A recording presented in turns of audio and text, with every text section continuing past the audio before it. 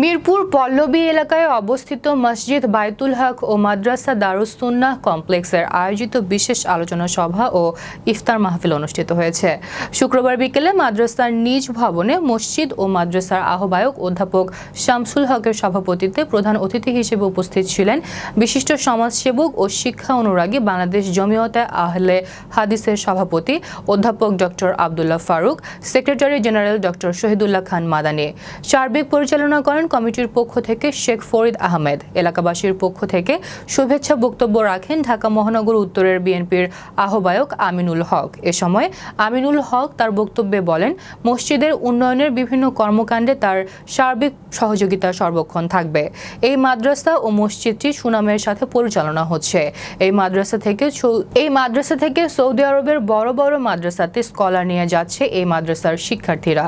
এই মাদ্রাসায় জায়গা সংকুলন না হয় জায়গা বাড়ানোর জন্য আগামীতে আরও 2টি বড় ভবন তৈরির কাজ চলছে। মাদ্রাসা ও মসজিদের আহ্বায়ক বলেন, তারা অনেক জায়গা থেকেই সাড়া পাচ্ছেন এই বিল্ডিংয়ের কাজকে এগিয়ে নেওয়ার জন্য। এলাকার সমাজসেবক ফরিদ বলেন, তারা সমাজের সচেতন মানুষ মিলে মসজিদের জায়গা দখল মুক্ত করেছেন। সেই জায়গায় আরও উন্নত ধরনের বিল্ডিং করে শিক্ষার্থীদের পড়ালেখার সুব্যবস্থা করা হবে। 30 বছর 40 বছর 50 যাবত আপনার কিন্তু উপকর্ম এটা মুহূর্তে শেষ হয়ে যাবে।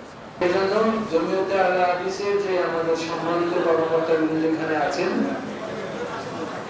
আলোচকবৃন্দ এখানে বিভিন্ন জায়গা থেকে এসেছেন, আপনারা বিভিন্ন জায়গা থেকে এসে আমাদেরকে শৃঙ্খলার সঙ্গে এই অনুষ্ঠান ভালোভাবে শেষ করার জন্য যে সুযোগ দিয়েছেন, এজন্য আমি অনেক কৃতজ্ঞ।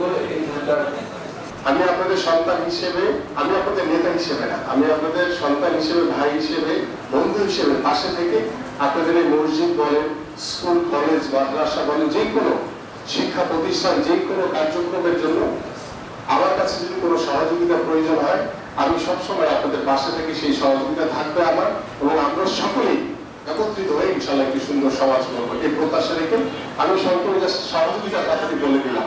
যদি আমার পক্ষ থেকে কোনো সহযোগিতা প্রয়োজন হয়, আমি সবসময় আপনাদের পাশে থাকবো ইনশাআল্লাহ।